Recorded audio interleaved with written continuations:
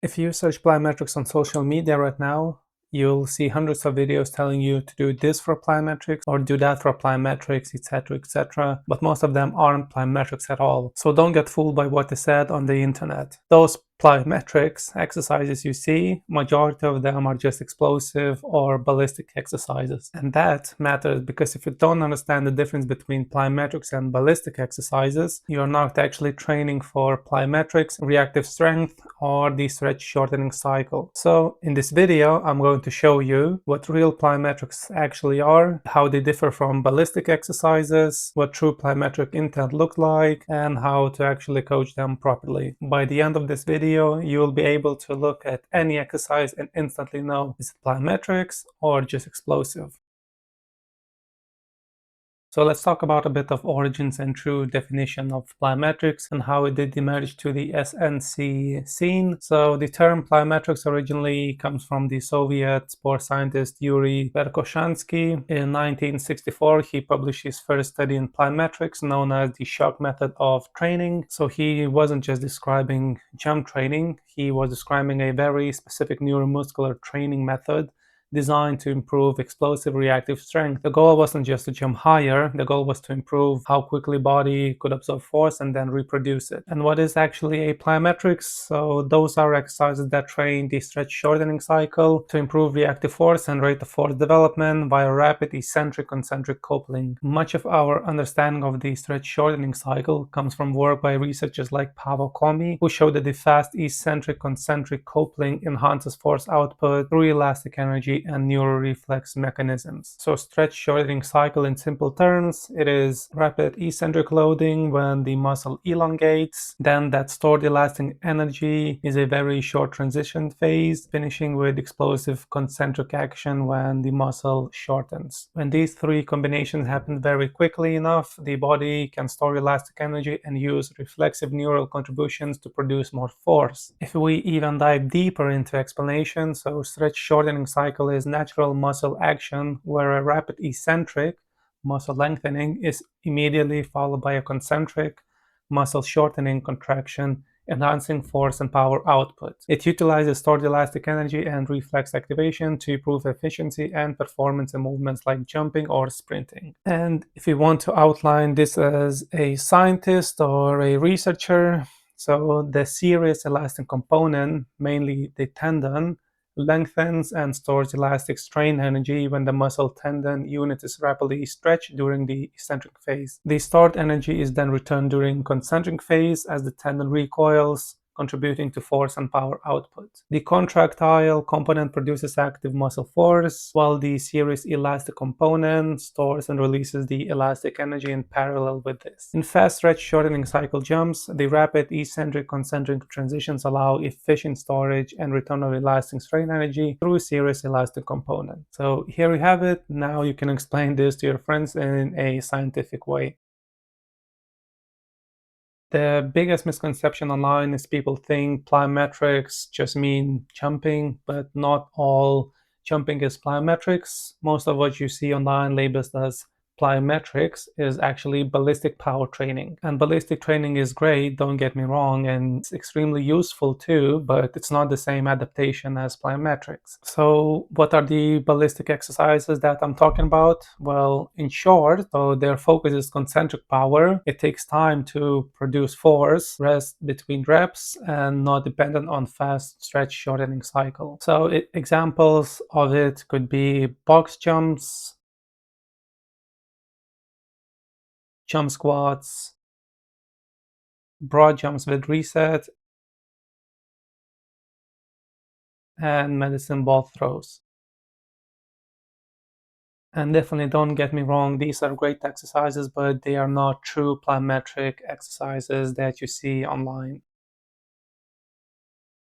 So the most simplest way to understand the difference between two of them, so ballistics exercises are about producing force and plyometric exercises are about reacting to force. A real plyometric exercise is reactive, not just explosive. So if the athlete has time to reset, drops into a deep counter movement slowly, pauses before jumping, or focuses on height only. It's more like ballistic or power training rather than plyometrics itself. Ballistic exercises focus on maximizing concentric power output. So the athlete has time to produce force to maximize concentric power output over 200 milliseconds ground contact time. That means when the athlete trains for ballistics, you will see quite a long pause between they would do a jump. That would mean it's a ballistic exercise. There's usually a deeper counter movement, longer force production, ground contact is longer stretch shortening cycle to generate power, and there's less rely on recoiling stored energy. So these are concentric dominant power exercises. In ballistic movements, the goal is simple: produce as much force and velocity as possible during in concentric phase. In ballistic movements, the goal is simple: it just produce as much force and velocity as possible during the concentric phase. The eccentric phase helps, but it isn't the main drive for the adaptation. Research on power development shows ballistic training primarily improves concentric force and velocity characteristics rather than reactive strength. So if we move on to plyometrics, what are they, the differences, how they work, and how to spot the difference. So plyometrics are different. The goal is just not to produce force. The goal is to absorb force and reproduce it as fast as possible. So key characteristics for plyometrics are short ground takt time, minimal amortization, high stiffness, reactive intent, and elastic energy utilization. The studies on reactive strength and the fast stretch shortening cycle show that shorter ground contact times are key for developing plyometric ability and reactive force production. Examples to show you visually what are true plyometric exercises. So those are drop jumps,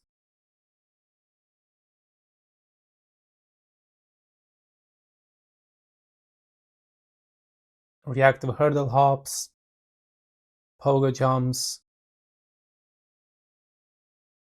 bounding when reactive, not distance focused. So here in plyometrics, the athlete is bouncing, not jumping. If we talk about the gold standard difference between ballistics and plyometrics, so we came to the most important part of the video, so listen in carefully to truly understand the difference between the two. True plyometric live in what we call the fast stretch shortening cycle, typically under 250 milliseconds ground contact time, which is very hard to catch by naked eye. In order to understand better plyometrics, you would need to use force plates, which would show you your ground contact time, giving you better understanding of plyometric exercise and how quickly it needs to be executed in order to be classed as a true plyometric exercise. If it looks powerful but it's slow, it's ballistic. If it looks fast and springy, it's plyometric. Plyometrics are reactive, ballistics are explosive. Keep that in your mind. And talking about the online content, what is shown to the broader community, and a lot of creators say do this for plyometrics. This is the best plyometric exercise. You need to do this in order to improve plyometrics. Some of them are correct, yes, but usually out of 5 or 7 exercises, there's only maybe 1 or 2 exercises that real plyometric exercise. These people that do these contents, they don't even know what is plyometrics, and they teach you what is a real plyometric exercises. So again, don't be fooled by what is shown on the social media, because none of them can be true. So don't trust anyone. I know you're probably thinking, why should I trust you? Well, I have some diplomas that I studied, and I know what is plyometrics, stuff about performance. I know the stuff about medical wise rehab, and this is why I'm starting to do this, to educate you more so you won't get misunderstood what is said online. So don't trust these random people you see. They're probably nice guys, cool people, but at the end of the day, I don't know if they have any diplomas. Most of them probably be something like fitness instructor related, which in my opinion, every single person in the world could be a fitness instructor. All you need is about the money. To pass that exam is not as hard as you think, and you would be classed as a fitness instructor, personal trainer, whatever you call it. So even with that diplomas, you need to be careful who you listen in, because not all of them know how to execute these exact exercises. Or if you were to ask them what is plyometrics, what is ballistics, they would probably say you the same thing, or even if you ask them about plyometrics, they would start to explain like, yeah, it's power-based bouncing, like these are like jumping exercises in that kind of sense, but there is a big difference between two of them. So again, don't get fooled by what you see online. Yeah, talking about that misunderstood piece, so most online content misses this. So the same exercise can be ballistic or plyometric depending on intent. So two athletes can do the same drill. So one has plyometrics, one has ballistic. And for example, hurdle hops. If athlete focuses on jumping high, sinks into ground, pauses slightly, this is our ballistics exercise. If athlete thinks bounce, minimal knee bend, quick contacts, this would be plyometrics. Intent changes neuromuscular output. If the athlete is trying to produce force, it becomes ballistic. If the athlete is trying to minimize contact and react, it becomes plyometric. And we'll go into the last piece of the puzzle, so program differences. Because these methods target different adaptations, they should be programmed differently. If your goal is power development, so rate of force development, you should go for ballistic training. So if your goal is to improve sprint, plyometrics is your go-to training method. Research consistently shows plyometric training is the most effective to improve sprint performance across multiple athlete populations. So choose wisely with your exact training goal. And to sum up this video in one piece, so the next time you see a plyometric video online, ask 3 questions. Is ground contact very short? Is there an immediate rebound? Is the goal reactivity rather than height or distance? If yes, it's plyometric. If not, it's probably ballistic power training. Both are useful, but they train completely different qualities. If you want a full video on how to actually program plyometrics for football or team sport, athletes, or individual training, follow my other YouTube channel, Venus Performance and Health, where I do overviews of my training sessions and go through my planning and programming. Really appreciate your time. Hope you learned something from this video. If you do,